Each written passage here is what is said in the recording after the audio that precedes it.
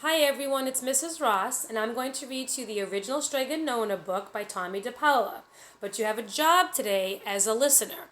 When I read the part about the word barricade, I want you to be listening and see if you can figure out what is a barricade, and then I want you to think about how you can explain it in words or with a picture or both. So can you say the word barricade?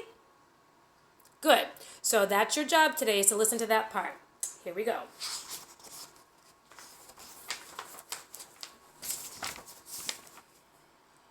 In a town in Calabria a long time ago, there lived an old lady everyone called Strega Nona, which meant Grandma Witch. Although all the people in town talked about her in whispers, they all went to see her if they had troubles. Even the priest and the sisters of the convent went, because Strega Nona did have a magic touch. She could cure a headache with oil and water and a hairpin. She made special potions for the girls who wanted husbands. And she was very good at getting rid of warts.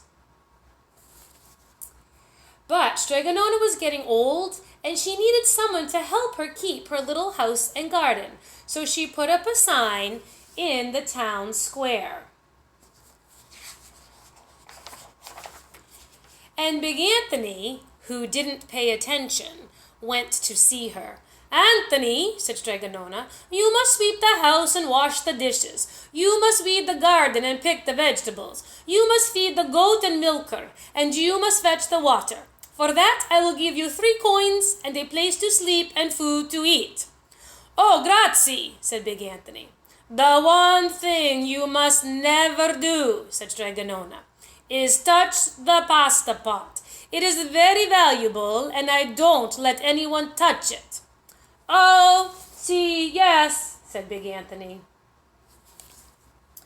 And so the days went by. Big Anthony did his work, and Strega Nona met with the people who came to see her for headaches and husbands and warts. Big Anthony had a nice bed to sleep in next to the goat shed, and he had food to eat. One evening, when Big Anthony was milking the goat, he heard Strega Nona singing. Peeking in the window, he saw Strega Nona standing over the pasta pot. She sang, "Bubble, bubble, pasta pot, boil me some pasta nice and hot. I'm hungry and it's time to stop. Boil enough pasta to fill me up." And the pasta pot bubbled and boiled and was suddenly filled with steaming hot pasta. Then Strega Nona sang, "Enough, enough, pasta pot, I have my pasta nice and hot. So simmer down my pot of clay until I'm hungry another day." "How wonderful," said Big Anthony. "That's a magic pot for sure." And Strega Nona called Big Anthony in for supper. But too bad for Big Anthony, because he didn't see Strega Nona blow 3 kisses to the magic pasta pot. And this is what happened. The next day, when Big Anthony went to the town square to fetch the water, he told everyone about the pasta pot, and naturally everyone laughed at him because it sounded so silly. A pot that cooked all by itself? "Oh, you'd better go and confess it to the priest, Big Anthony," they said. "Such a lie." And Big Anthony was angry, and that wasn't a very good thing to be. "I'll show them," he said to himself. "Someday I will get the pasta pot and make it cook, and then they'll be sorry." That day came sooner than even Big Anthony would have thought, because 2 days later, Strega Nona said to Big Anthony, "Anthony, I must go over the mountain to the next town to see my friend, Strega Amelia. Sweep the house and weed the garden. Feed the goat and milk her, and for your lunch there are some bread and cheese in the cupboard. And remember, don't touch the pasta pot." "Ah, yes, yes, Strega Nona," said Big Anthony. But inside, he was thinking, "My chance has come."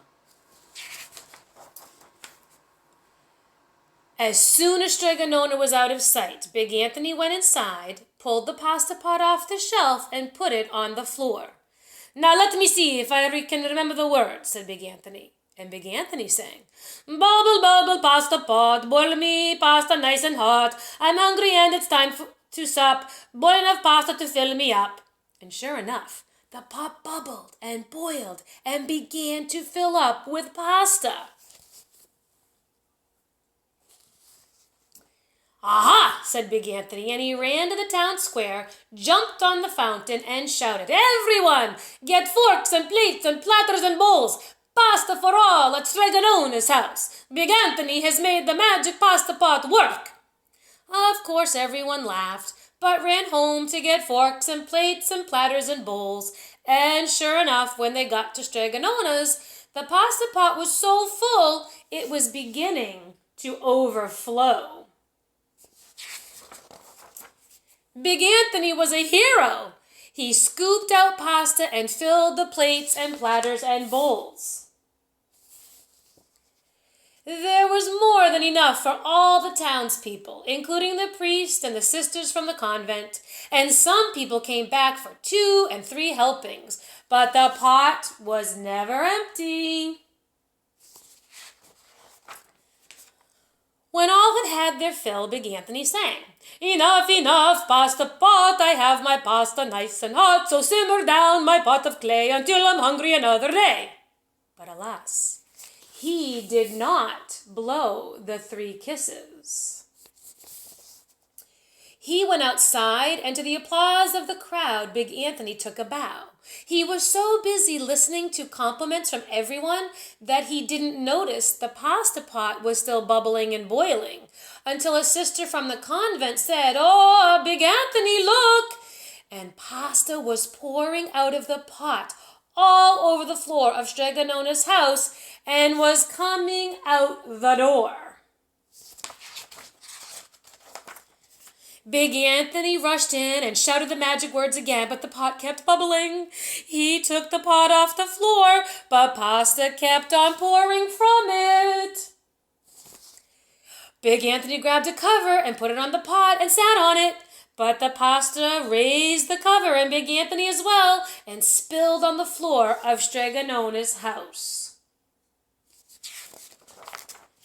"Stop!" yelled Big Anthony. But the pasta did not stop, and if someone hadn't grabbed poor Big Anthony, the pasta would have covered him up. The pasta had all but filled the little house. Out of the windows and through the doors came the pasta, and the pot kept right on bubbling. The townspeople began to worry. "Do something, Big Anthony," they shouted. Big Anthony sang the magic song again, but without the 3 kisses, it did no good. By this time, the pasta was on its way down the road, and all the people were running to keep ahead of it.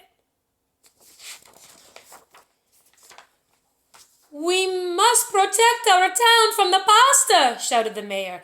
"Get mattresses, tables, doors, anything to make a barricade."